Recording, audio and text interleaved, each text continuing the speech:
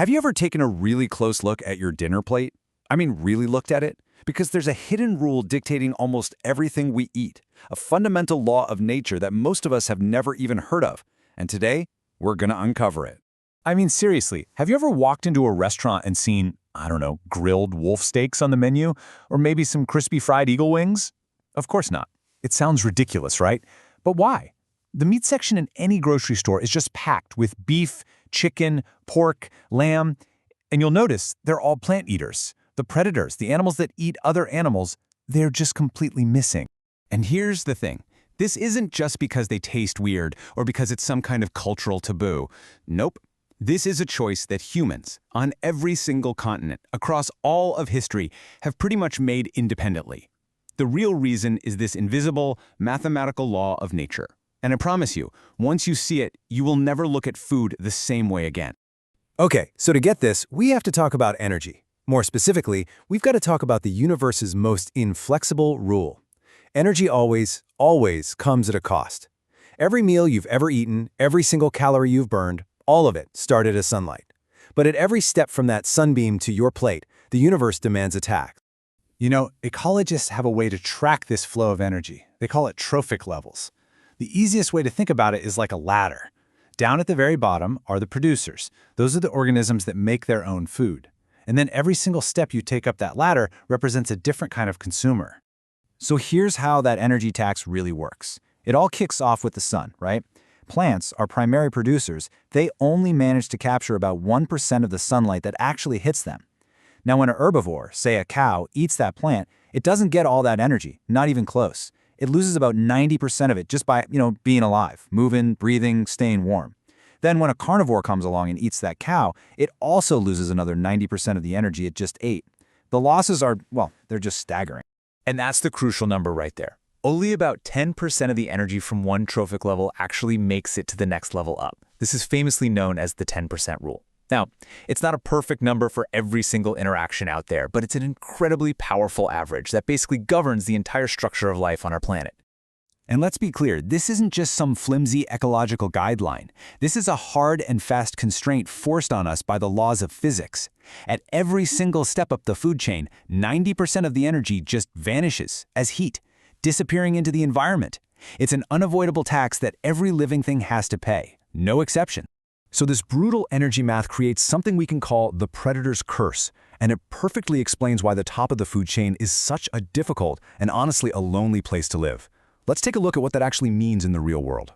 This massive energy loss creates what scientists call a biomass pyramid. So in a typical ecosystem, you might need, say, 10,000 kilograms of grass just to support 1,000 kilograms of zebras. And those zebras, they can only support about 100 kilograms of lions.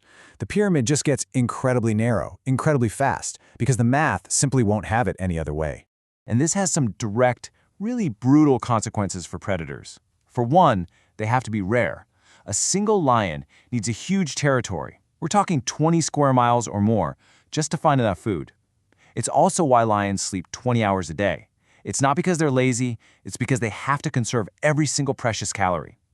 And because they're perched right at the tip of this fragile pyramid, any little disturbance to the levels below them can cause their populations to completely collapse.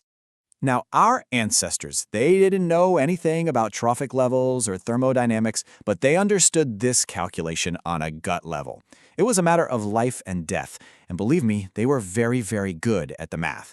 Their choices show just how deep this rule is baked into our own survival. Just imagine you're a prehistoric hunter for a second. You've got a choice. You could go hunt a reindeer. They're everywhere, they're pretty predictable, and they offer a huge reward. Or you could try to hunt a wolf. Wolves are rare, they're hyper alert, and they're incredibly dangerous. And even if you win, a wolf has less than a third of the meat. So risk your life for a small, dangerous meal when a big, safer one is right there? It's a total no-brainer. And the evidence for this is just overwhelming. I mean, archaeological sites all over the world tell the exact same story. You look at the bone piles at ancient human camps, and they're packed with the remains of herbivores. Reindeer, bison, wild horses. Carnivore bones? Super rare. And when we do find them, it often looks like they were just skinned for their fur. The meat just wasn't worth the trouble. But a bad return on your energy investment wasn't the only reason to steer clear of predator meat. Our ancestors learned probably the hard way, that there were other hidden dangers that made eating carnivores a really, really terrible idea. First off, there's something called biomagnification. Think of it like this. A plant absorbs a tiny bit of a toxin. The rabbit that eats thousands of those plants accumulates all of it. Then the wolf that eats hundreds of those rabbits gets an even more concentrated dose. Apex predators basically become toxic sponges.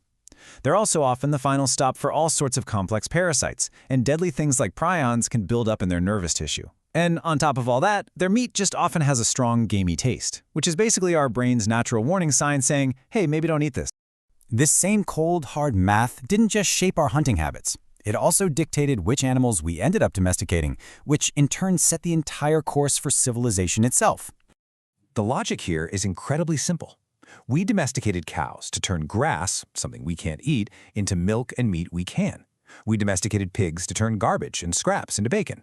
They're energy upgraders for us. Trying to farm a lion would be, well, energetically insane. You'd have to feed it other animals you could have just eaten yourself, losing 90% of those calories in the process. It makes no sense.